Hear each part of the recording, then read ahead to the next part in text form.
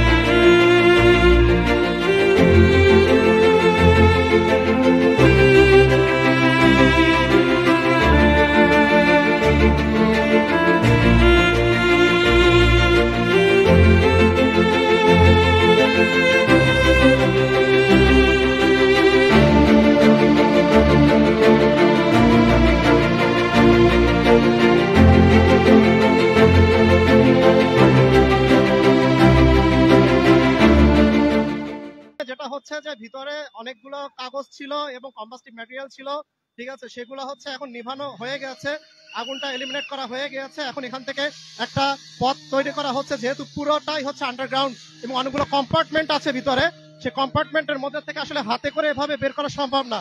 এ কারণে এখানে সিঁড়ির এখান থেকে একটা পথ তৈরি করে সেখান থেকে হচ্ছে জিনিসগুলো বাইরে বের করে নিয়ে আসার জন্য কাজ চলছে এখানে, এবং এখানে হচ্ছে ফায়ার সার্ভিস সে কাজটা করছে। আমরা তাদের সাপোর্টে এখানে আছি ক্রাউড কন্ট্রোলার হিসেবে। এলিমিনেট করার ক্ষেত্রে মূল সমস্যা যেটা হচ্ছে যে এখানে মূলত কাগজের ভিতরে আগুনটা ধিক ধিক করে জ্বলছে। সো পুরো কাগজটা না ভিজানো পর্যন্ত আসলে স্মোক এবং আগুনটা পুরোপুরি এলিমিনেট করা